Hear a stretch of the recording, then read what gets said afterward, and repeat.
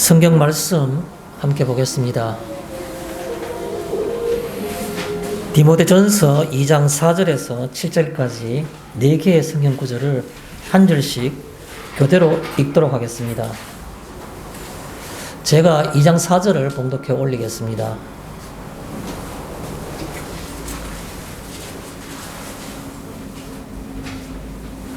하나님은 모든 사람이 구원을 받으며 진리를 아는 데에 이르기를 원하시느니라. 하나님은 한 분이시요 또 하나님과 사람 사이에 중보자도 한 분이시니 곧 사람이신 그리스도 예수라. 그가 모든 사람을 위하여 자기를 대성물로 주셨으니 기약이 이르러 주신 증근이라. 이를 위하여 내가 선포하는 자와 사도로 세움을 입은 것은 참말이요 존재하리니 믿음과 진리 안에서 내가 너희에게 쓰는 일이로다. 아멘. 오늘 이 성경 말씀을 여러분들이 같이 읽으시면서 어려운 단어나 어휘는 없는데 무슨 말인지 뭔가 눈에 딱 들어오는 것은 없다, 이렇게 생각하실 수도 있을 것 같다는 생각이 듭니다. 그런데도 굉장히 우리 그 표현상에 익숙한, 굉장히 편안한, 어떻게 말하면 친숙한 표현이 있습니다. 참말이요 거짓말이 아니니 라는 그런 표현이 있습니다. 이런 말들은 신앙을 떠나서 일상적인 우리 표현 속에서도 곧잘 하는 그런 표현이기에 친근감을 느낍니다. 참말이요 거짓말이 아니니. 오늘 이 성경 본문 가운데 7절에 이 말씀이 있습니다. 이 표현이 있습니다. 그래서 제가 오늘 이 본문의 제목을 친숙한 표현인 이 표현을 빌렸습니다. 참말이요 거짓말이 아니니.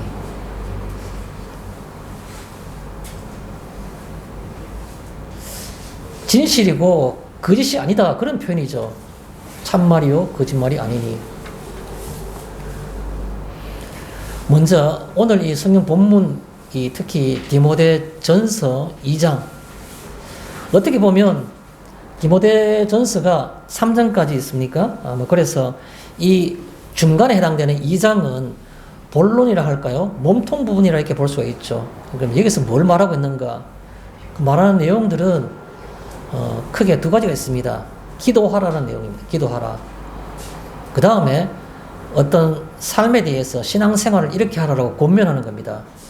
기도에 대한 권유, 그리고 삶의 방법에 대한 권면, 이 두 가지가 이 디모데전서 2장에 있는 그런 두 어떤 그 뼈대가 되는 그 내용이라 이렇게 볼 수 있습니다. 하기야 그런 기도에 대한 권유와 또 삶의 방법에 대한 권면이라는 것은 다른 성경 부분에서도 많이 볼 수 있기 때문에 여기 디모데전서만이 갖고 있는 독특한 특징이라고 보기에는 좀 힘이 듭니다. 그러나 그것에서 벗어나서 오늘 우리가 내 삶이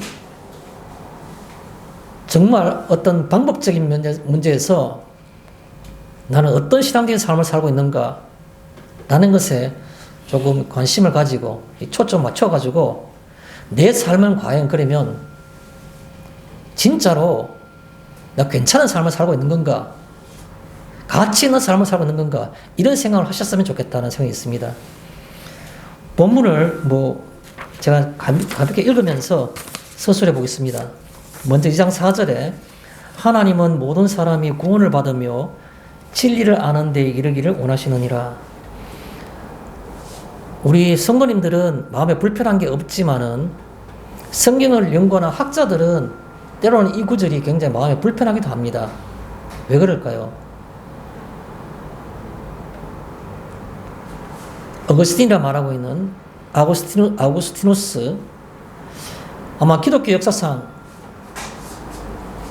이 성경 말씀을 정확하게 그 진리와 골격을 그렇게 잘 정리한 사람도 아마 드물다 할 정도로 큰 획을 끈 사람입니다. 아우구스티누스 이전에 어떤 그런 신학, 아우구스티누스 이후의 신학이라 할 정도로 아우구스티누스는 그 어떤 그 기준점이 될 정도로 큰 획을 껐던 분입니다. 수많은 그 신학자들과 성경학자들이 굵직굵직한 사람들이 교회사에 많이 등장하지만 그러나 그냥 한 제일 높은 세계 제일 높은 봉우리처럼 우뚝 선 봉우리는 바로 이 어거스틴이라고 일컬어지는 아우구스티누스가 그 핵심을 하는 데는 뭐 그렇게 이론의 여지가 없습니다. 아우구스티누스도 그렇고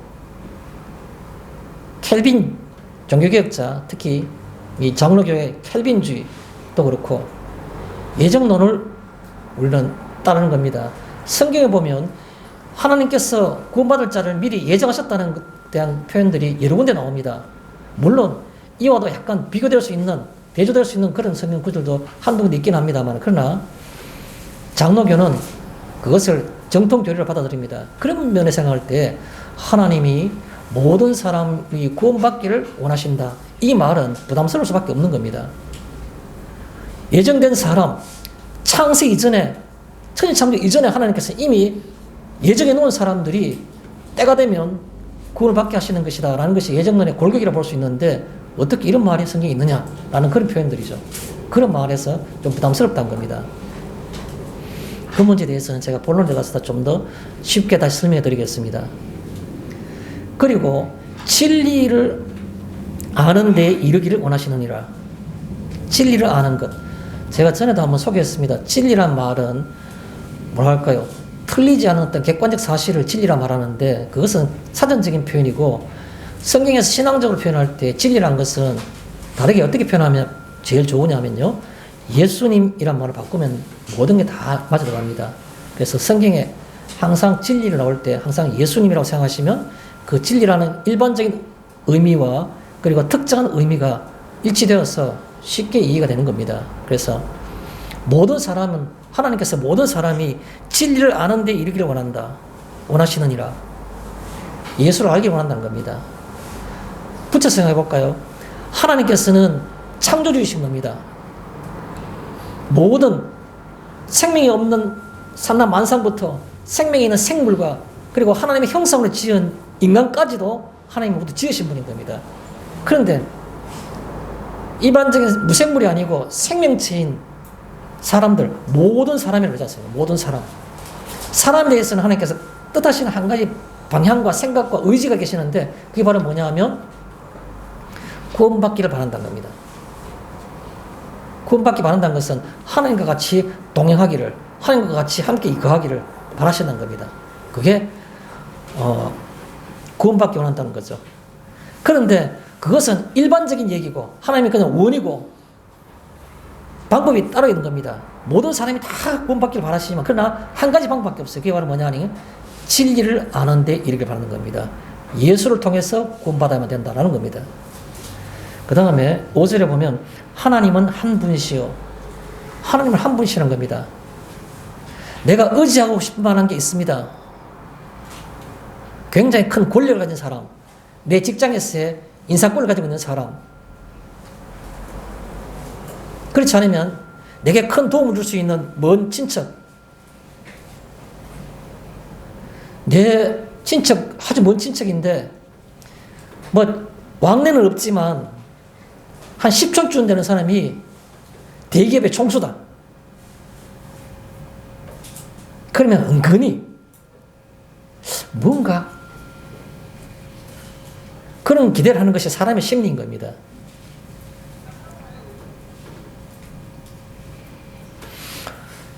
지금은 아니지만 한 10여 년 전까지 제 이종 사촌형이 대기업 총수였습니다.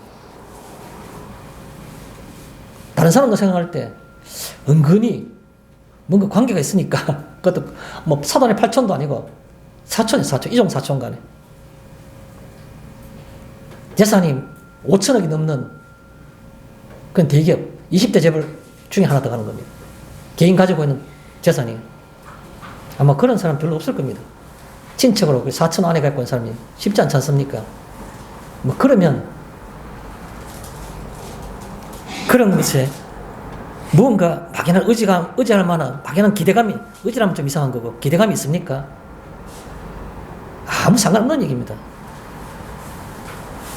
당사자도 상관없고 저도 상관없는 얘기입니다.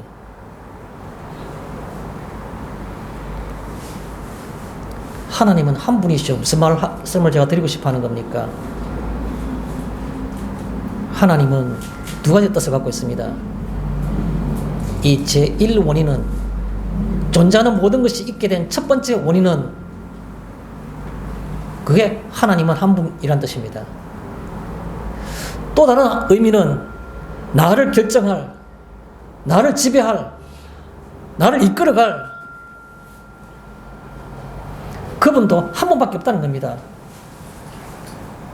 내 직장의 인사권자가 나를 결정하는 겁니까? 내 미래를, 내 행복을? 내가 먼 친척이 대기업 총수가 있으면 내 미래가 결정되는 겁니까? 아니요. 이 천재 주인이시며 그리고 내 인생의 주인과 내 모든 것을 결정할 분은 딱 한 분밖에 없다는 겁니다. 어떤 것도 다른 것이 내 인생을 좌우하지 못한다는 겁니다. 좌우할 수 있는데요. 혹시 좌우하더라도 그건 극복이 좌우하겠죠. 그러나 내 내면에 있는 생명 자체를 좌우하지 못하는 겁니다. 그것은 곧 하나님밖에 없다는 거죠. 한 분 하나님이시오라는 말은 그런 뜻입니다. 또 하나님과 사람 사이에 중보자도 한 분이시니 하나님은 거기 계시고 우리는 여기 있는 겁니다. 연결점이 있을 수가 없는 겁니다. 그런데 유일하게 연결할 수 있는 하나의 길이 있는 겁니다. 그게 바로 중보자입니다. 중보자. 무슨 말입니까? 하나님과 사람이 연결될 수 있다라는 걸 얘기하고 있는 겁니다. 너무 많이 들어서 식상하신 겁니까? 아니요. 가슴 떨리는 얘기입니다. 어떻게 사람이 하나님과 연결될 수가 있습니까? 그걸 중보자라 말하는 겁니다. 하나님과 사람 사이에 중보자도 있으니가 아니고 한 분이시니 한 분밖에 없답니다. 한 분밖에. 잘 아시는 거지 않습니까? 예수님만이 하나님과 사람 사이를 연결해 줄 수 있는 겁니다. 곧 사람이신 그리스도 예수라. 그냥 그리스도 예수라, 구원자이신 예수라 이렇게 말하면 되는데 앞에 굳이 수식으로서 사람이신이란 말을 왜 붙였을까요? 신들의 놀이터와 인간의 삶의 터전은 달라. 신들은 하늘에서 신적인 어떤 행위를 하지만 인간은 실질적으로 땅에서 땅을 파며 곡식을 심으며 땀을 흘리며 고통하며 갈등하며 어렵게 살아가는데 신들이 어떻게 사람의 마음을 알아? 맞아. 신의 경지와 사람의 경지가 분리되어 있으면 신이 인간을 용서한다는 말, 중보자가 된다는 말 자체는 의미가 없는 겁니다. 그런데요, 신이 만약에 사람이라면 똑같이 배고프고 고통받을 때 숨을 느끼고 부끄러움을 느끼고 창피를 느끼고 고통받기 싫고 그런 사람이라면 그런 문제가 달라지는 겁니다. 그러면 당연히 중보자로서의 자격, 중보자로서의 기능을 할 수 있다는 뜻이 되는 겁니다. 6절에 그가 모든 사람을 위하여 자기를 대속물로 주셨으니 기약이 이르러 주신 증거니라. 자기를 대속물로 주셨다. 속전이죠. 어떤 일에 대해서 해당되는 어떤 금액, 그것을 감당하기 위해서 필요한 어떤 그런 돈, 금액, 물건, 그런 게 대속물인 겁니다. 일을 성사되기 위해서, 그것이 이루어지기 위해서 꼭 필요한 어떤 물건이나 어떤 사람, 그게 대속물이 될 수 있겠죠.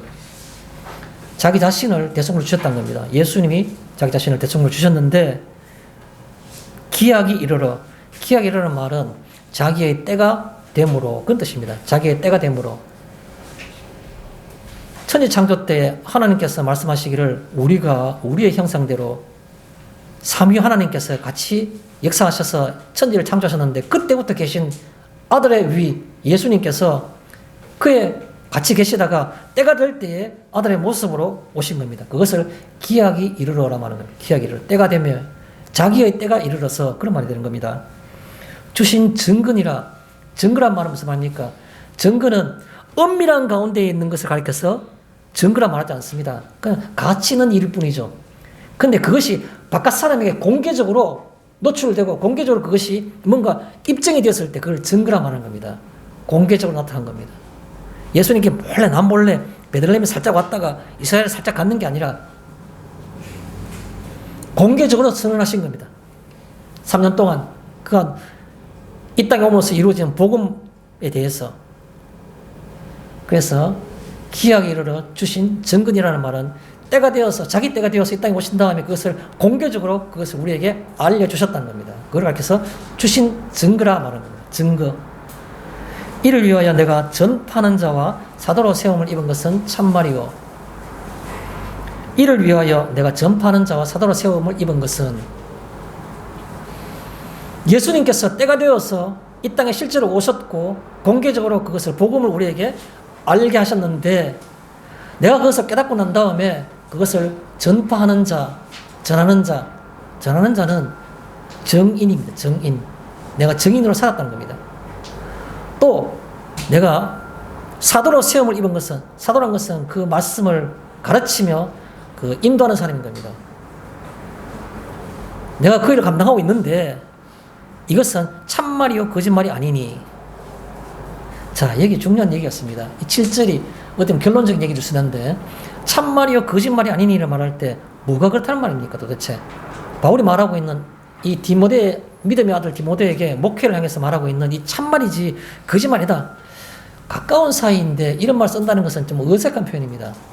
말 한마디로 뚜벅뚜벅 하더라도 뭐 믿음의 아들인 디모데가 다 고개를 숙이면서 다 진지하게 들어야 될 건데, 마치 친구, 안 믿는 친구에게 말하듯이 참말이다, 이 거짓말 아니다, 이렇게 말할 때에는 굉장히 좀 어색한 표현이 됩니다. 믿음의 아버지인 바울이 믿음의 아들인 디모데에게 참말이요 거짓말 아니다 라고 말하고 있습니다. 뭐가 그렇다는 겁니까? 바로 앞에 붙은 내용이 뭡니까? 내가 전파하는 자와 사도로 세움을 입은 것, 이게 참말이다, 이렇게 말하는 거예요. 맞아. 문법적으로 보면 바로 앞에 이걸 해당하는 겁니다. 디모데야, 내가 복음을 전하는 자, 이 전파하는 자와 그리고 사도로 임을 가르치는 자로 내가 시험을 입었다. 너 알지 않나? 그 말도 맞아. 참말이잖아. 거짓말 알지 않나? 이 말도 되고, 또 바로 앞에 보면 또 뭐가 있습니까? 7절 맨 앞에 이를 위하여 라는 말이 있어요. 이를 위하여. 예수님이 자기의 때가 되어 오셔가지고 공개적으로 자기를 나타내시고 복음을 전해주셨는데, 이것이 너무 가치가 있어서, 너무 귀해서, 그래서 이걸 위해 가지고 내가 사도로 세움을 입었다, 이건 참말이다, 이렇게 연결될 수 있는 겁니다. 그래서 두 가지가 해당되는 겁니다. 내가 복음을 전파하는 자와 사도로 세운 것, 이건 사실이지 않나, 이렇게 디모데에게 말하는 것도 되고, 또 한편으로 말하면 그 복음의 사실이 너무 귀해서 이를 위해서 내가 사도가 되었다, 이건 참말이다, 내게 이 복음은 너무 귀한 거다, 그가 때가 돼서 오셔서 보여주셨던 그 증거가 내게 너무 귀하다, 이건 참말이다, 이렇게 표현할 수 있다는 겁니다. 그래서 바울은 그렇게 말하고 있습니다. 그래서 결론적으로 믿음과 진리 안에서 내가 이방인의 스승이 되었노라. 성경의 바울 서신 가운데에는 다양한 은혜스러운 표현들이 많은데, 여기 나오는 믿음과 그리고 진리 안에서, 이 표현은 여기밖에 없습니다. 독특한 표현입니다. 우리가 믿음이란 말도 굉장히 늘 쓰는 표현이고, 진리란 말도 굉장히 많이 쓰는 편인데, 믿음과 진리를 붙여서 이렇게 말 표현하는 겁니다. 믿음과 진리 안에서. 다른 말로 쉽게 말하면 이런 말이겠죠. 진리를 믿음으로, 이렇게 표현할 수 있습니다. 붙여서 말할 때. 믿음으로, 진리를 믿음으로, 진리를 믿음으로. 내가 이방인의 스승이 되었노라. 이방인의 스승이 되었단 말은 이방인 누굽니까? 하나님도 알지 못하고 예수님도 알지 못하는 사람을 이방인이라 말한 겁니다. 스승이 되었다는 말이 무슨 얘기겠습니까? 가르치는 사람이 되었다. 여러분, 우리가 상조생할 때 가르치는 사람은 어떻게 가르치는 겁니까? 누가 가르치는데 그 가르침에 바른 가르침이고 많은 영향력을 끼칠 수 있습니까? 지식적인 가르침은 뭐 둘째 치고, 이런 그 영적인 가르침, 삶의 가르침은 말로만 해야 되는 겁니까? 아니지 않습니까? 내가 이방인의 스승이 되었노라는 말은 무슨 말입니까? 내가 지식적인 것과 함께 삶으로도 생활로도 내가 그들에게 이 복음을 믿게 하는 그런 스승이 되었다는 겁니다. 우리에게 시사하는 바가 큽니다. 복음을 전파하는 것이 사형리나 브릿지라든가 전도지를 증거하고 그거로만 되는 겁니까? 아니요. 삶이 따라야 되는 겁니다. 삶이. 그게 바로 이방인의 스승이 될 수 있는 겁니다. 말씀 다시 돌아가겠습니다.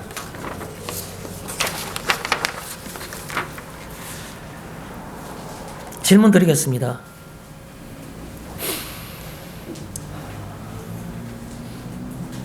내 삶에서 우리가 살아가는 삶 있지 않습니까? 내 생활, 내 삶에서 참말이면서 거짓말이 아닌 게 뭡니까? 그걸 제가 여쭙고 싶습니다.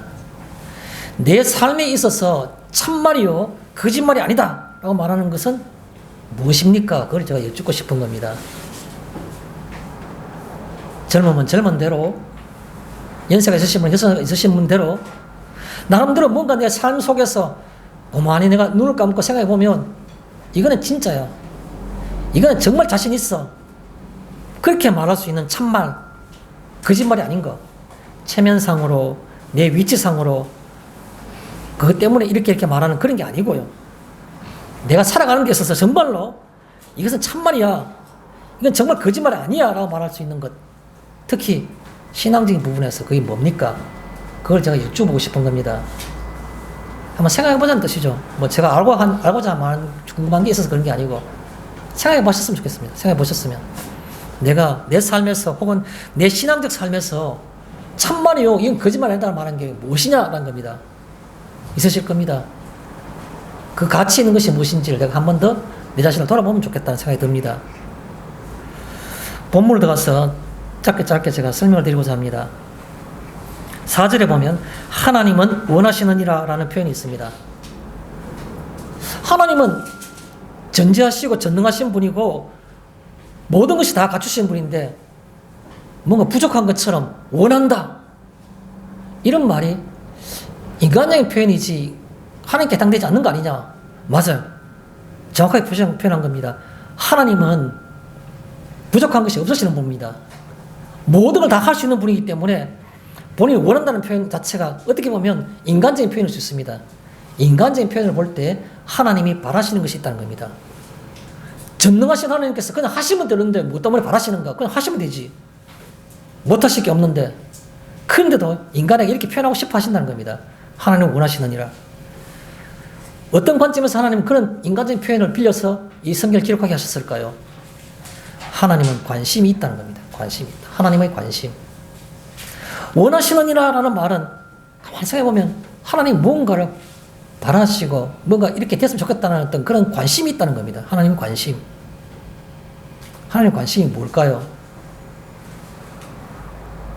그냥 하나님께서 섭리하시는 하나의 종류로서 보존하신 것 같으면 바위는 바위대로 겨울과 여름과 있어 풍화작용해서 겨울에는 움츠러졌다가 여름 때 팽창했다가 바위에 균열이 생기고 그 균열 사이로 빗물이 들어가가지고 있다가 겨울 되면 얼어서 바위가 다시 깨지게 되고 큰 바위가 30년, 50년, 100년, 1000년이 지나고 나면 작은 돌로 몇 개 조각으로 쪼개지게 되고 그때 또 스스로 또 쪼개서 풍화작용해서 나중에 돌이 되고 그것도 하나님 다스리는 하나님 보존의 어떤 그런 창조주로서의 역할이고 섭리일 겁니다. 그런데요. 그런 것을 가르쳐서 관심이라 말씀하겠습니까? 아니요. 여기 하나님이 원하시느니라 라는 말은 관심이란 말은 누구에게 해당된 겁니까? 피조물에게. 특히 누구에게요?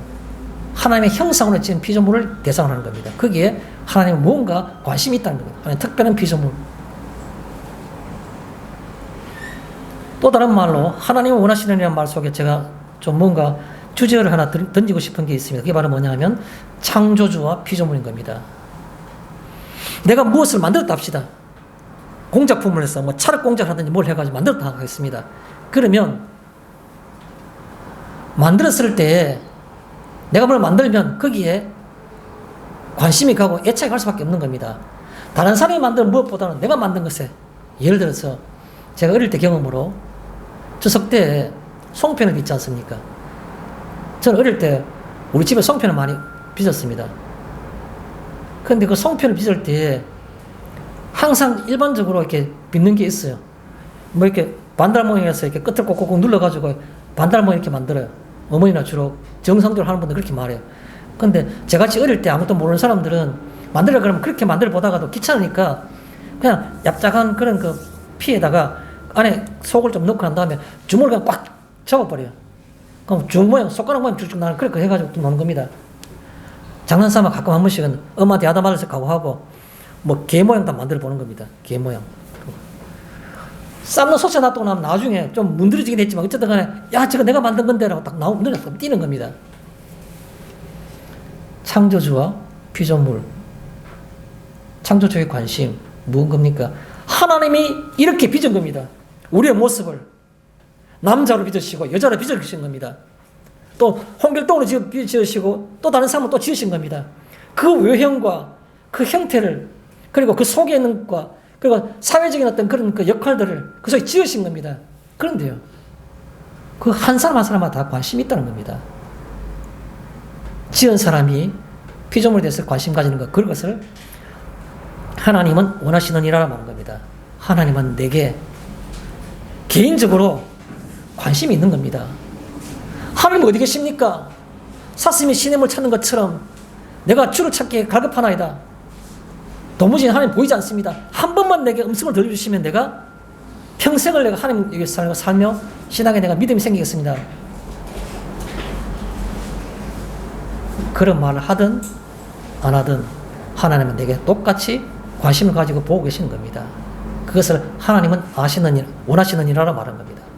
하나님은 내게 일반적인 피조물이 아니라 특별한 피조물로 관심을 가지고 보신다는 겁니다. 원하시는 일이라.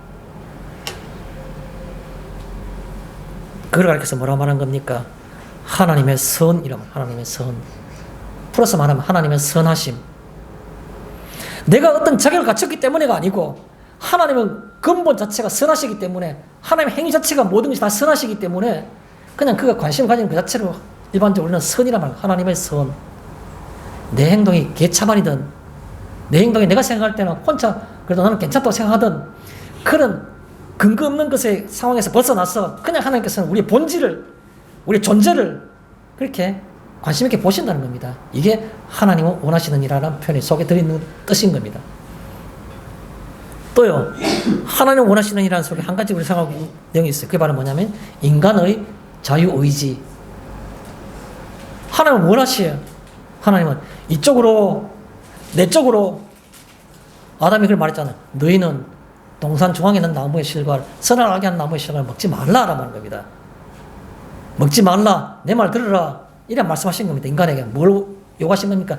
내가 마음대로 선택할 수 있는 그 자유의지라는 걸 내가 너에게 주었으니까 나는 맹목적으로 나를 사랑한 것이 아니라 내가 너희에게 좀 가장 큰 선물 중에 하나인 그 자유의지, 이렇게 할 수도 있고 저렇게 할 수도 있는 그 의지를 통해서 이쪽으로 내 쪽으로 내게로, 그게 가장 큰 복인 겁니다. 사용하라고. 그쪽 이쪽으로 사용하라고. 그게 바로 인간의 자유의지인 겁니다. 하나님은 원하시느니라. 무슨 생각입니까? 이쪽으로, 그 뜻입니다. 이쪽으로. 인간의 자유의지를, 내게 준 큰 선물을 내 쪽으로 하나님은 원하시느니라. 그걸 내 안에 내포하고 있는 겁니다. 하나님은 원하시느니라. 4절에 모든 사람이 구원을 받으며 라는 표현이 있습니다. 모든 사람이 구원을 받으며. 아까 제가 아구스티누스나 헝그리치 아니면 켈빈의 어떤 그런 그 예정론 이런 것들과 볼 때 약간은 좀 부담감이 있는 그런 표현이라는 말씀을 드리는데, 다른 말로 표현해 보겠습니다. 하나님의 원과 하나님의 뜻은 약간의 차이가 있는 겁니다. 하나님의 원은 뭡니까? 하나님의 원. 하나님 원하시는 것은 창조주로서 피조물에 대한 사랑인 겁니다. 사랑. 하나님의 속성이 두 가지가 있지 않습니까? 사랑과 공의, 의로움. 옳은 건 옳고 그런 건 그렇고, 죄가 있는 자는 벌을 받아야 되는 거고, 또 하나님을 따른 자는 하나님께 복을 받아야 되는 거고, 그런 것을 공의라 말하죠. 여기에 하나님은 모든 사람이 구원을 받으며 말할 때, 모든 사람이 구원을 받으며라는 말 속에서 하나님이 원하신다는 말은 바로 하나님의 원이다. 하나님의 원. 하나님의 어떤 위시, 바라는 것, 호프, 희망. 이랬으면 좋겠다라고 생각하는 것은 그거 바로 하나님의 원이라는 겁니다. 원은 바로 하나님의 사랑에 근거하고 있다라는 겁니다. 그런데요, 하나님의 뜻은 뭡니까? 예수를 믿는 자마다 예수를 통해서, 그런 말이겠죠. 그럼 그거는 하나의 조건이 되는 겁니다. 그래서 하나님의 원과 뜻은 구별된다는 겁니다. 그 뜻은 뭡니까? 공의로움. 하나님의 두 가지 속성, 사랑과 공의가 있는데 그 중에서 모든 사람이 구원을 받으며라는 말은 하나님의 원, wish, hope에 있다는 거죠. 그러면 하나님의 뜻, 의지, will은 그것은 공의로운 겁니다. 그렇게 우리가 구분할 수 있어야 될 것 같습니다. 또 모든 사람이 구원을 받으며라는 말은 그 속에 포함된 내재되어 있는 의미가 뭐냐? 저는 이런 표현을 드리고 싶습니다. 누구라도 라는 표현하고 싶습니다. 누구라도. 모든 사람이 구원을 받으며라는 말은 무슨 말입니까? 비제한성인 겁니다.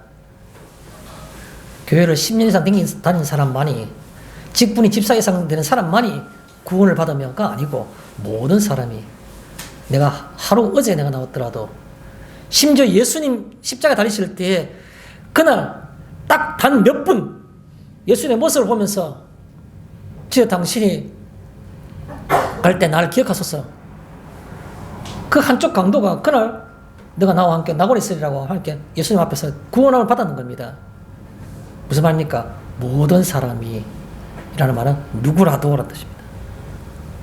내가 3대째 믿으니까, 우리 할아버지가 신앙을 받아들였으니까 우리가 이렇게 됐다. 아니요. 3대째 종손이며 온갖 제사를 다 드린다 하더라도 그럼에도 불구하고 하나님께서는 그가 대상이 될 수 있는 겁니다. 누구라도. 이 생각을 하셔야 되는 겁니다. 누구라도. 나는 겉으로는 멀쩡한데 내 속마음을 보면 절대로 나는 구원받을 수가 없어요. 내가 이건 따스하면 말할 수는 없는데 나는 그런 존재예요. 누구라도. 여기서 모든 사람이 구원을 받으며라는 말은 그런 말이고, 그 다음에 4절에 보면 진리를 아는 데에 이르기를, 진리를 아는 데에 이르기를, 예수님을 아는 데에 이르기를 하나님은 원하신다는 것이죠. 우리에게 뭘 권면하고 있는 겁니까? 진리의 관심과 실행인 겁니다. 예수님에 대한 관심과 그리고 예수님의 어떤 길을 따라가려는 그런 그 삶, 행위, 실행, 진리의 관심과 실행, 이게 바로 진리를 아는 데 이르기를 이라는 하나님의 바라심인 겁니다. 또요, 우리가 그러면 그 진리를 따르는 길을 갈 수가 있습니까? 우리 힘으로는 힘들어요. 이 말 속에 포함되어 있는 내용이 뭐겠습니까? 진리를 아는 데 이르기를 말은 진리의 영으로만, 진리의 영으로만, 그 뜻입니다. 진리의 영으로만. 내가 성경을 깨닫고 이것이 진리라는 것도 성령께서 깨닫게 해줄 때만 알 수 있는 것이고, 깨달은 진리대로 내가 살고자 싶을 때 살아갈 수 있도록 도와주시고 그렇게 실제로 살아가게 만드는 것도, 믿어지는 것도, 믿음의 행위를 할 수 있는 것도 진리의 영으로만 살 수 있는 겁니다. 내가 가야만이 진리의 영 그가 올 것이라고 예수님께서 말씀하셨지 않습니까? 예수님이 가셨고 그래서 대신해서 진리의 영이 우리에 오신 겁니다. 성령이 오셨네, 성령이 오셨네. 그래서 우리에게 그렇게 할 수 있는 겁니다. 날마다 우리는 이렇게 기도해야 되겠죠. 내가 믿어지고 또 믿음의 행위를, 삶을 살 수 있도록 나는 할 수 없다고, 한시로 도와주셔야 된다고 성령께 기도하는 우리에게 필요하다는 말이죠. 성령의 어떤 진리의 영으로만, 그 뜻입니다. 진리를 아는 데 이르기를. 마지막 한 가지 더 말씀을 드리면, 진리를 아는 데 이르기를 어떻게 알 수 있습니까? 진리 속에서만. 진리 속에서만. 살아보지 않으면서 딴 사람 구경하면서 저 사람 참 믿음 생활 잘하네, 참 믿음이 좋으네, 막 기도 응답이 있네, 믿음의 역사를 보네. 들어가 보십시오. 들어가 봐야만이, 구경하는 것만으로 되지 않고 들어가 봐야만이 진리가 무엇인지, 믿음의 역사가 무엇인지 알 수 있는 겁니다. 내가 실제로 그 속에 해보는 게 중요한 겁니다. 경험하고 체험하는 것이. 그래서 여기에 진리를 아는 데 이른다는 건 어떻게 알 수 있습니까? 진리 속에서만 알 수 있는 겁니다. 진리 속에서만. 구경만 하지 마십시오. 나도 할 수 있다는 생각하고 기도하십시오. 그게 바로 진리를 아는 데 이룰 수 있는 방법이 되는 겁니다. 진리 속에서만. 옆에 있으면 나도 조금은 빵 쪽이라도 떨어지니까 찌꺼기가 떨어질 거 아니냐? 아니요. 우리 아버지가 목사인데, 우리 어머니가 권사인데 뭔가 조그만 부스러기도 있을 거 아니냐? 아니요. 모르는 겁니다. 절대로. 아는 척은 할 수 있겠죠. 자기 체면은 그럴 수 있겠죠. 그런데 실제로 모르는 겁니다. 평생 가보십시오. 알 수 있는가? 모르죠. 진리 속에서만. 그렇게 살기를 노력하고 기도하는 가운데 조그만 체험이 생길 때부터 그래야만이 진리 속에서 그 진리를 알 수 있게 되는 겁니다. 진리에 이르기를. 5절에 보면 두 번째, 사람이신 그리스도 예수. 사람이신 그리스도 예수는 뭘 의미할까요? 내가 사람인데 신이신 하나님이가 아니고 신인 하나님이 사람의 모습으로 오신 겁니다. 다른 말로 표현하면 뭡니까? 나를 아시는. 하나님 세계 속에서 고상하게 그냥 지내시면 되는데 어떻게 이 비천한 인간의 생각을 알까? 인간의 모습을 보신 겁니다. 다른 말로 나를 안다는 겁니다. 내 속성이 어떠한 것인지를 늘 생각하는 것이 추한 것밖에 없다는 그걸 다 아신다는 겁니다. 그걸 가르쳐서 사람으로 오신, 사람으로 나를 아시는, 또 다른 말을 표현해 볼까요?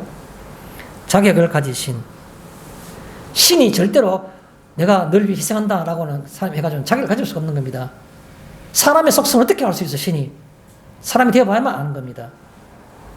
신은 죽었다 금방 살아날 수 있는데 무슨 고통이 있습니까? 사람이 되어봐야지.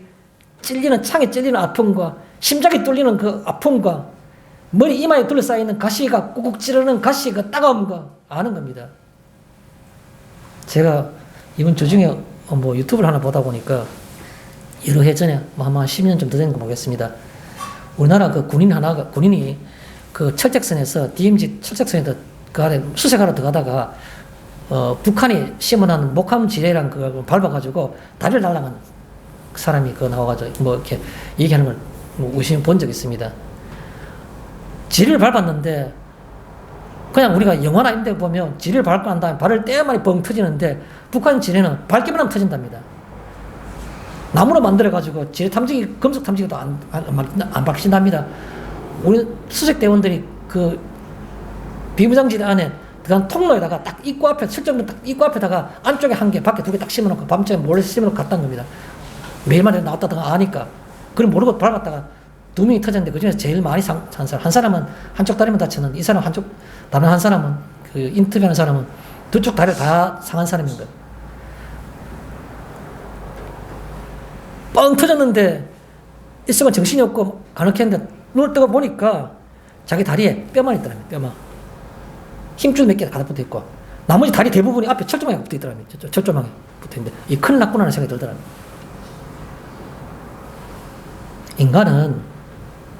인간의 모습이 어떤가? 지뢰를 밟고 난 다음에 실상이 어떤 모습인가? 본 사람은 아는 겁니다.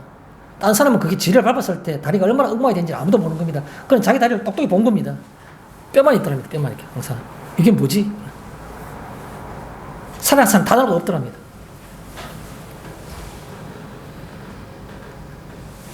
사람이신 그리스도 예수. 사람이신 그리스도 예수는 자격을 가지신 겁니다. 사람을 오셨기 때문에 사람의 속성과 사람의 어떤 본질과 사람의 어떤 그 죄의 어떤 그런 깊이를 다 아시는 겁니다. 그래서 자격을 가지신 그런 말이 되는 겁니다. 자, 그 다음에 5절에 보면 하나님은 한 분이시요. 하나님은 한 분이시요라는 것은 주인은 한 분이라는 뜻입니다. 주인은 한 분. 세상에 사는 사람들은 수십억의 인구가 살고 있고 이미 죽었던 사람들 생각하면 수백억의 인구가 이 땅에, 이 지구상에 왔다 갔는데 그런데도 공통점이 하나 있어요. 그들 이미 왔다 간 사람이나 지금 살고 있는 수십억의 인구나 또 앞으로 살아갈 또 알지 못할 또 수많은 인구들의 공통점이 있는데 그게 바로 뭐냐면 주인은 한 분이시다. 주인은 한 분이시다. 얼마나 우리가 복됩니까? 그 한 분이신 주인을 우리가 알고 있다는 겁니다. 이게 우리의 기쁨이고 복인 겁니다. 다른 사람들은 모르고 살아가요. 주인이 있는 줄도 그것이 한 분인 줄도 모르고 사는 겁니다. 그래서 하나님께서는 모세에게 모세 오경을 가르쳐 준 겁니다. 모세 오경을. 하나님 어떤 분이시라는 것을. 모세 오경이 제일 처음에 나온 게 뭡니까? 천지 창조 얘기도 나오지 않습니까? 태초에 하나님이 천지를 창조하시니라. 이게 성경이 처음 시작하는 겁니다. 하나님은 인간이 하나님을 알지 못하니까 구체적으로 나는 어떤 존재라는 것을 일일이 하나하나 성령의 감동을 통해서 사람들에게 가르쳐 주신 겁니다. 그래서 모세가 그것을 영적으로 깨닫고 그것을 기록한 것이 모세가 기록한 성경 5가지 해서 창세기, 출애굽기, 레위기, 민수기, 신명기입니다. 신명기가 무슨 신명기인지 무슨 뜻인지 혹시 아십니까? 한자로 신명기 써놓으니까 그 매우 진짜 재밌게 써놨어요. 진짜 일반 우리 성씨로 신씨한테 진짜 써놓은 겁니다. 이게 무슨 뜻이지? 명이라는 것은 하나님의 명령이라는 뜻이지 않습니까? 신명기는 바로 이 신자가 다시 신자도 되는 겁니다. 그래서 반복해서 한 번 더 명령하신 것이라 그 뜻입니다. 신명기. 그러면 그 앞에 나왔던 레위기서나 이런 거 나오는 레위기서의 제사 이렇게 드려라. 뭐 어떻게 되게 하라. 뭐 속함과 거룩함은 이런 것이다. 이렇게 말씀하셨는데 이런 것들을 다시 한 번 더 똑같이 제가 기억이 안 맞지 싶습니다. 아마 신명기를 영어로 듀테로노미라고 이렇게 말합니다. 듀테로노미. 무슨 말인가 하면 그것은 원래 듀스, 그러면 더블, 두 개란 말이지 않습니까? 듀테로노미. 두 번째로 얘기하는 반복된 얘기, 그 얘기입니다. 신명기 영어로 말하면. 그 신명기에 이스라엘 민족들이 제일 귀하게 생각하는 성경 구절을 하는 거 있습니다. 혹시 성도님들 아시는지 모르겠습니다. 이 구절이 하도 중요해가지고 이스라엘은 네모난 정육면체 그 주사위 같은 그런 통을 만들고 그 속에다 요 성구를 딱 집어넣어가지고 이마에 끈을 달아가 이렇게 묶고, 그러니까 집에 있을 때는 그렇게 다릅니다. 집에 들어갈 때 중중에는 문 입구에다 이렇게 중중 이렇게 뭐 늘어지는 어떤 그런 그 팻말 같은 달아놓는 거기만 그 입구가 다 들어있는 겁니다. 손목에다가 팔찌가 달고 있는데 팔찌에 보면 그걸 또 써놨어요. 이스라엘이 제일 유명하고 제일 많이 쓰는 성구가 바로 신명기 6장 4절입니다. 이스라엘아 들으라. 우리 하나님 여호와는 오직 유일한 여호와시니 그겁니다. 이스라엘아 들으라. 우리 하나님 여호와는 오직 유일한 여호와이시니 라는 그 구절입니다. 뭡니까? Only one. 하나는 겁니다. 하나님은 한 분이시다는 겁니다. 우리가 이게 이스라엘이 가장 하나님을 향하는 가장 대표적이고 가장 귀중한 성구고 하나님께서 가르쳐주시는 말씀이라는 것처럼 우리도 이 말씀이 우리 마음속에 와닿아야 될 것 같습니다. 하나님은 한 분이시니 무엇보다도 항상 the one, 하나. 가장 존귀한 분, 가장 주인인 유일한 분, 유일한 여호와시니. 여호와라는 게 하나님의 이름이기 때문에 우리가 함부로 말할 수는 없는데 이게 어디에 근거가 있습니까? 출애굽기 3장 13절 14절에 보면 모세가 하나님의 명을 받아서 네가 이제부터 애굽에 가서 내 백성 이스라엘 백성 구원해 오라, 구출해 오라 하니까 모세가 가기 싫어서 이런 핑계 저런 핑계 막 대는 겁니다. 그 중에 하나가 뭐라고 표현하고 있습니까? 내가 가서 말하면 누가 보내서 왔다고 할까요? 네가 누가 보냈길래 네가 왔느냐 말하면 뭐라 말해야 됩니까? 그때 하나님께서 모세에게 이런 말씀하십니다. 스스로 계시는 자가 보냈다 하라. 출애굽기 3장 14절 15절 있어요. 스스로 계시는 자가 보냈다 하라. 스스로 있는 자라는 게 바로 여호와, 하나님 이름인 겁니다. 하나님은 영원 전부터 영원히 스스로 계시면서 이 우주의 주인이시고 이 우주를 창조하신 겁니다. 그래서 여기 말하는 가슴 떨리는 얘기, 하나님은 한 분이시요 유일한 가치, 유일한 영광스러움, 유일한 거룩함, 유일한 주권, 그건 바로 하나님 한 분이시라는 겁니다. 이것을 아는 우리가 마음이 복된 겁니다. 겉은 내가 후패하고 아무것도 아니지만 아는 게 얼마나 귀한 겁니까? 여기에 주권자는 한 분이라는 뜻입니다. 하나님은 한 분이야. 주권자는 한 분. 이사야서 40장 8절 여러분 잘 아시는 표현이 있습니다. 이사야서 40장 8절에 풀은 마르고 꽃은 시드나 우리 하나님의 말씀은 영원히 서리라 하라. 풀은 마르고 꽃은 시드나 우리 하나님의 말씀은 영원히 서리라 하라. 여러분 혹시 그런 거 비슷한 경험하신지 모르겠지만 내 속마음하고 다른 사람이 나를 보는 거하고 다르다는 생각이 드는 경우가 아마 있을 겁니다. 예를 들어 보겠습니다. 제가 엘리베이터를 타고 오르락내리락 하다 보면 가끔 저를 보고 어린 아이들이, 조그만 아이들이, 인사 잘하는 아이들이 인사를 해요. 할아버지 안녕하세요. 나는 속으로 할아버지라는 생각이 별로 그렇게 내한테 익숙한 그런 그 감정은 아닌데, 정서로는. 젊은 엄마가 뭐 한 4살, 5살 되는 아이하고 타고 있다가 엘리베이터 타다가 내가 먼저 타고 있으면 할아버지한테 인사해라. 공통입니다, 공통. 나는 언제부터 나 할아버지 됐지? 전혀 그런 생각이 익숙하지 않는데, 생소한데, 다 따지면 다 할아버지 다 인정하는 겁니다. 그런데요, 아까 제가 이사야서 40장 8절에 뭐라 말씀드렸습니까? 왜 이렇게 하는 겁니까? 변치 않는 게 있어요. 변치 않는 게. 푸릇한 게 있습니다.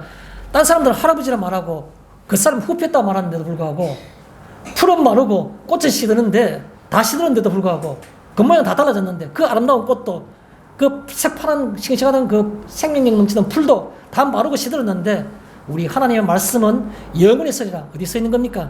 내 옆에, 내 마음 가운데 서 있는 겁니다. 그래서 내 마음이 겉으로는 할아버지란 말을 듣더라도 그 20대에 들었던, 20대에 갖고 있던 그 하나님의 말씀은 지금도 전혀 변색되지 않고 타색되지 않고 그냥 시퍼렇게 푸르푸르 살아서 내 마음 가운데 있는 겁니다. 이게 귀한 겁니다. 우리 하나님의 말씀은 영원히 서리라. 이게 바로 여기 있는 겁니다. 하나님은 한 분이시요. 하나님은 한 분이시요.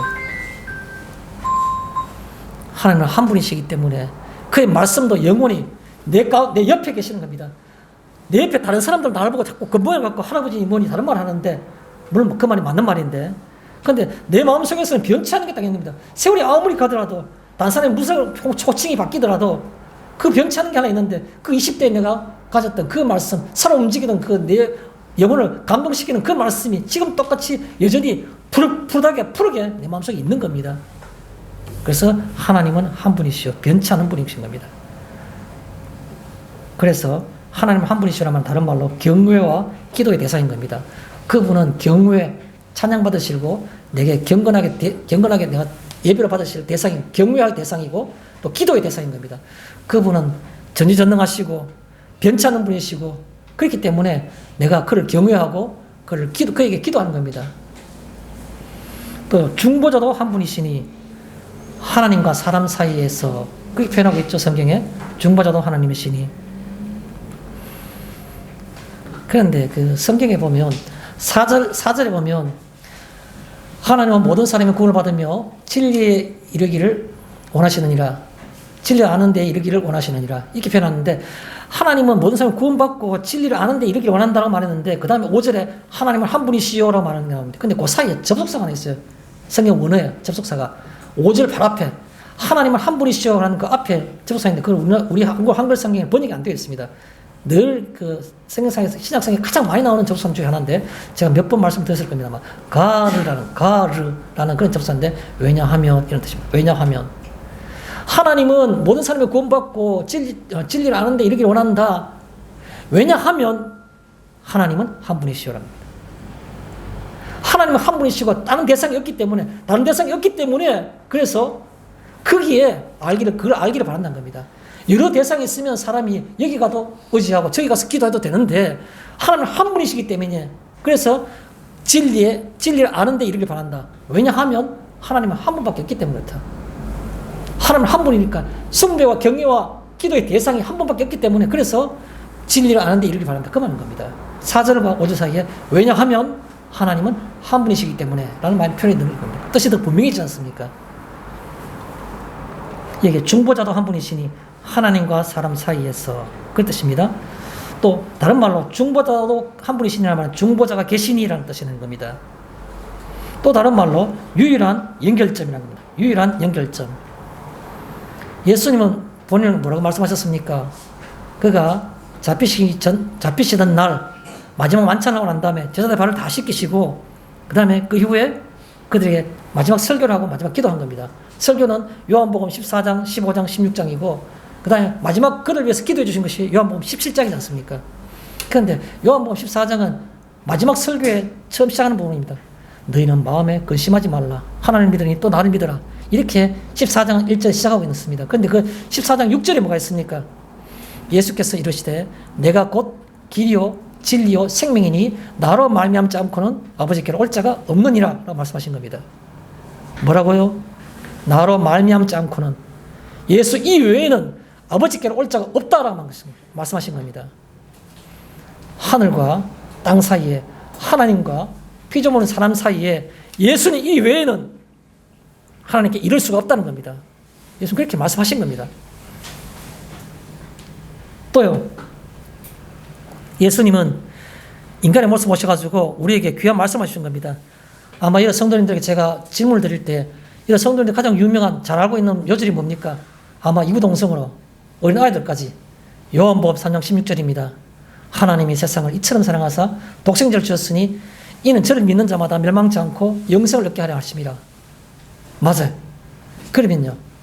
이 요한복음 3장 16절이 우리뿐만 아니라 모든 기독교인들에게 가장 기본적인 어떤 그 성구가 됐는데 이 성구가 너무 귀하고 모든 복음이 다 함축되어 있으니까 귀하다고 할 수밖에 없죠. 그런데 이걸 물감을 칠해서 요한복음 3장 16절을 그렸어요. 그리고 난 다음에 탁 접어가지고 탁 펼치면 데칼코마니 똑같은 게 탁 나타나겠죠. 그죠? 그게 바로 뭐냐면 요한복음 3장 14절과 15절인 겁니다.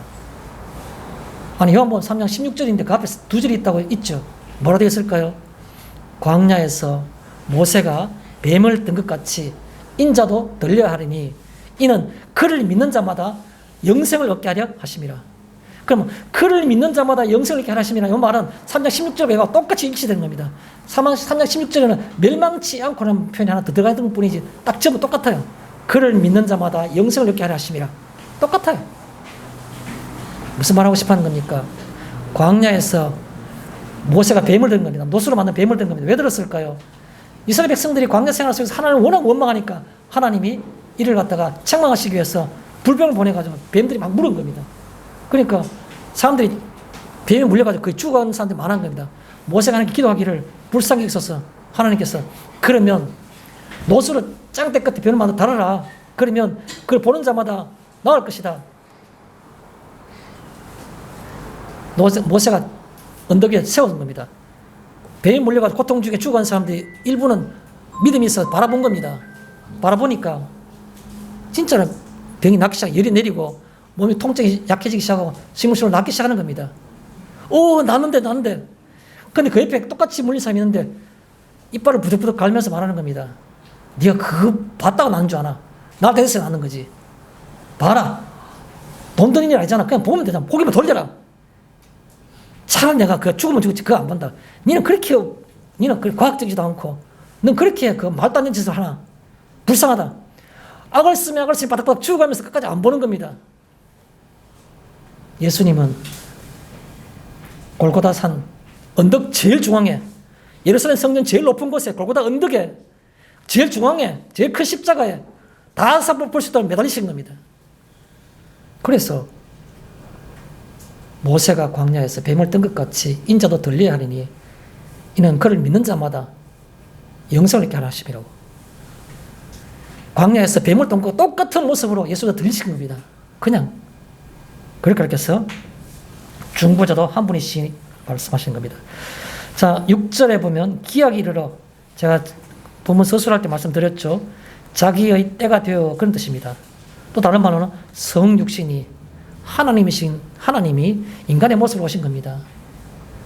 제가 전에 한번 그런 비유를 들었습니다. 제가 고등학교 시절에 수련회 갔을 때 그 기억이 워낙 생생해서 수련을 가니까 산에 있는 수련회 그 당시에 60년대, 70년대에 뭐 시설이 변변했겠습니까? 그냥 푸세식, 오래된 푸세식.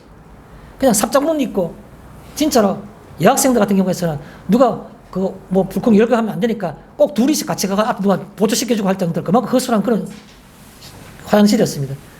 제가 혼자 볼일보러 갔는데 볼일보기 일어서서 밑에를 보니까 배설물들이 쌓여있고 오래된 배설물이 있고 속에 여름이런지라 하얀 요만한 구데기들이 하얗게 둘러싸여 있는 겁니다. 밑에 소복이. 근데 갑자기 눈물이 핑 돌 정도로 마음이 코끝이 찡해져요. 뭔 생각이 드는 줄 아십니까? 만약에 하나님이 이 땅에 오셨을 때 어떤 모습이었을까? 어떤 심정이었을까? 내가 사람인데 내보고 저 구더기 대봐라. 파리가 알라는 구더기 대봐라. 구더기 내가 됐어요. 진짜로. 구더기 됐는데 꼬물꼬물하고 있으니까 나는 원래 사람이었다니까. 옆에 구더기가 푹 집어가면서 네가 구더기면 구더기지 사람 무슨 사람부터 하고 있어. 내가 사람 맞다니까. 구더기. 좀 더 힘센 구더기가 나를 막 굽어가는 겁니다. 가시로 찔러요. 하도 헛소리하니까 이거 안 된다. 내가 구더기 안 되겠다. 죽여야 되겠다. 핍박을 하는 겁니다. 하나님이 피조물인 인간, 그 추한 인간들 모습으로 오셨을 때 사람과 구더기의 간격보다 훨씬 더 컸을 것만 같은데 그때 심정이 어땠을까? 성육신인 겁니다. 성육신. 신이 인간의 모습으로 오신 겁니다. 그걸 중보자도 하나이시고 또 그 기약이 이르러 성육신한 말은 다른 말로 표현해 볼까요? 기약이 이르러 누구에게 임한 겁니까? 우리에게, 내게 임한 겁니다. 때가 되어서 내게 임한 겁니다. 다른 사람들에게 예수 오신 것은 내게 큰 의미가 없어요. 내게 임했다는 게 중요한 겁니다. 때가 되어서 내게 임했다는 것. 그걸 느낀 바울이 뭐라고 말했을까요? 에베소서 3장 8절입니까? 거기 보면 성도들 중에 지극히 작은 자보다 더 작은 나에게 오셨다 말한 겁니다.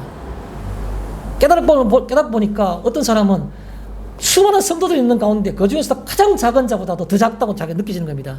그 성육신을 생각해 볼 때 바울이 또 그것밖에 없는가요? 아니죠. 디모데전서 1장 15절에 보면 디모데전서 1장 15절에 이렇게 표현하고 있습니다. 내가 죄인 중에 괴수라. 내가 예수를 핍박하는 자이기 때문에 내가 죄인들 중에서도 가장 큰 죄인이다. 괴수라. 이렇게 표현한 겁니다. 어디 그런가요? 고린도전서 15장 8절에 보면 바울은 이런 표현을 내가 만삭되지 못하여 태어난 자 같은 내게도 보이셨다. 이렇게 말씀하고 있습니다. 만삭되지 못한 태어난 자 같은 팔푼이 같은 내게도 예수께서 내게 보이셨다 말하는 겁니다. 여기에 기약 이르러라는 말은 무슨 말입니까? 내게도 어떤 내게입니까? 그런 내게도 라는 뜻입니다. 자, 그 다음에 대속물로 주셨으니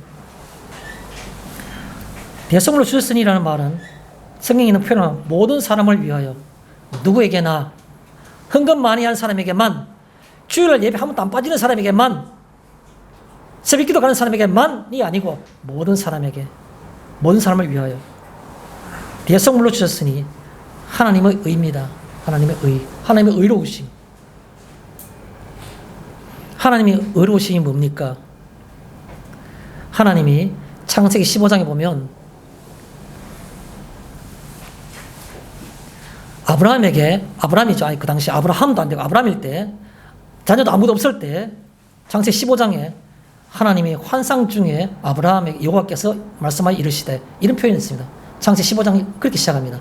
여호와께서 환상 중에 아브라함에게 이르시되 네가 밖으로 나가봐라. 그래서 네 하늘의 별을 봐라. 내가 하늘에 있는 별과 같이 내 자녀들을 많게 할 것이다. 네 자손을 셀 수 없이 많게 할 것이다. 그리고 네가 서 있는 이 땅을 너희 자손에게 영원히 줄 거라고.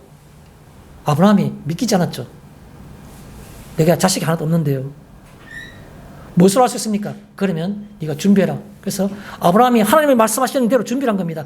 3년 된 암소, 3년 된 암염소, 3년 된 숫양, 그리고 산비둘기 새끼 다 반으로 다 잘라가지고 딱딱 쪼개놓은 겁니다. 밤중에 쪼개놓고 난 다음에 실제로 쪼개놓고 난 다음에 기다리니까 횃불같이 타는 것이 그 쪼갠 짐 사이로 휙 지나간 겁니다. 밤중에.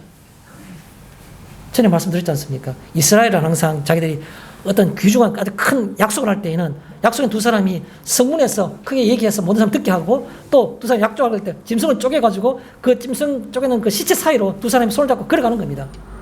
우리가 이 약속을 안 지키면 이 짐승의 죽은 것 같이 우리는 죽어야 된다.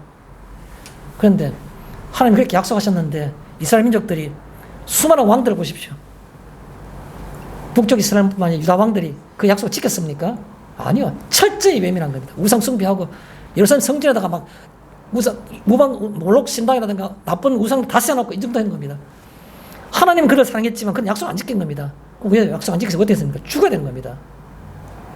하나님이 아브라함에게 타는 횃불처럼 그 사이에 두 사람이 지나간 것처럼 죽어야 되기 때문에 인간은 죽을 생각하고 있습니까? 못합니까? 인간은 죽을 생각도 못하고 있는 겁니다. 그러니까 그러면 죽는 것까지도 그 역할까지도 내가 할게 해서 주님이 오신 겁니다. 그걸 하나님의 의로움이라 말하는 겁니다. 하나님의 의, 디카요 쉰의 신실함, 미쁘심이라 말하는 겁니다. 여기에 대속물로 왜 주신 겁니까? 하나님이 그 죽음까지, 필요한 죽음까지 내와 너와 사이에서 화평케 하기 위해서 내가 그 죄값을 주기 위해서는 네가 그 죄값 줄 수 있는 게 아니니까 내가 그럼 그 죽는 것까지는 내가 할게 해서 오신 겁니다. 그걸 대속물로 주셨으니라 말하는 거예요. 하나님의 의를 의미하는 겁니다. 또 하나요. 대속물로 주셨으니 할 때 꼭 생각하고 싶은 게 뭐냐면 유기와 저주된 이 생각을 하셔야 되는 겁니다. 유기와 저주된. 유기란 말은 어려운 한자 말입니다. 버렸다는 거예요. 버렸다. 우리가 어떤 것을 유기했다. 아이를 유기했다. 아이를 길거리에 버린 것을 아이 유기라면 돼요. 아동 유기. 시체를 버렸다. 사체 유기. 버리는 것을 유기라 말하지 않습니까? 버림 같은 거. 그 다음에 저주된. 저주 퍼붓는 겁니다. 제가 그냥 제 책에도 한번 그런 적을 쓴 적이 있습니다. 여러분. 나는 도저히 내가 입이 10개라도 얼굴이 너무 두껍지 않아서 난 도대체 하나님 앞에 설 수가 없어. 이거는 하나님 용서받을 수 없어. 했던 짓 또 하고, 회개하고 또 하고. 예수님은 하나님께 유기하신 겁니다. 하나님이 예수님을 유기하신 겁니다. 예수님 뭐라고 말씀하셨습니까? 예수님이 십자가에 달려서 하시는 그 가상 7언 가운데 유명한 말이지 않습니까? 엘리, 엘리, 라마 사박다니. 성경에 뭐라고 번역하고 있습니까? 나의 하나님, 어찌하여 나를 버리셨나이까? 예수님은 하나님께서 자신을 버리셨다고 그렇게 고백하고 있는 겁니다. 우리의 본성이, 우리의 죄의 결과가 모든 사람들에게 버림받을 만큼 더 이상 회복 불가능한 만큼 관계 회복이 불가능한 상태로 있다 하더라도 예수님은 그 일조차도 그 죄조차도 그런 상태조차도 감당해 주신 겁니다. 보여 중보자로서 대속물로서 하나님 나의 하나님 어찌 나를 버리셨나이까. 예수님이 하나님께로부터 버리심 받음으로써 버림받을 수밖에 없는 우리의 죄값도 용서받을 수 있다는 겁니다. 또 하나요. 신명기서 21장 23절 그걸 또 인용한 갈라디아서 1장 13절에 보면 무슨 말이 나옵니까? 나무에 달린 자마다 하나님께 저주를 받은 자라. 그냥 호적에서 파내고 관계에서 버림받은 것은 그냥 최악의 상태라 말하지만 그보다 더 가장 최악의 상태가 뭐냐 하면 저주를 받는 겁니다. 내 새끼도 아니다. 저 새끼는 빨리 죽어야 돼. 그런 거겠죠. 새끼도 아니다는 관계의 단절, 버림받은 것이요. 저건 저주를 받아가지고 저건 죽어야 돼. 당장 죽어야 돼. 말한 것은 저주인 겁니다. 가장 심한 관계가 바로 회복 불가능한 관계가 저주라 볼 수 있습니다. 그런데 예수님은 나무에 달린 자마다 하나님께 저주를 받은 자라는 그 성경 말씀을 이루시고서 나무에 달리신 겁니다. 우리의 모습이 내 죄의 어떤 실상이 저주를 받아 마땅한 것이라 할지라도 예수님께서 대신 저주를 받으신 겁니다. 그래서 회복이 가능하게 된 겁니다. 그걸 가르쳐서 우리는 여기에 대속물로 주셨으니 다른 말로 유기와 그리고 저주된 이 생각하셔야 되는 겁니다. 그 속에서 우리가 평안과 기쁨이 있는 겁니다. 희망이 있는 겁니다. 마지막에 7절에 보면 이를 위하여라는 말은 정글을 위해 정인으로 사는 것이고 사도라는 말은 사도로 사는 것이고 또 믿음과 진리 안에서라는 말은 제가 말씀드렸죠. 진리에 대한 믿음으로는 말인 겁니다. 이방인에서 성으로는 말은 말과 삶으로서 증인된 삶을 사는 것을 이방인에서 성이라 말한다는 겁니다. 말씀을 정리하겠습니다. 우리에게는 진리, 곧 예수님이 내 삶과 내 신앙에 정말 참말이요 거짓말이 아닌 그런 사실입니까? 여러분 신앙 고백을 듣고 싶은 겁니다. 그 진리 예수님이 정말로 내게 참말이고 거짓말이 아닌 그런 내 핵심의 가장 그 근거입니까? 라고 말씀드리고 싶은 겁니다. 묻고 싶은 겁니다.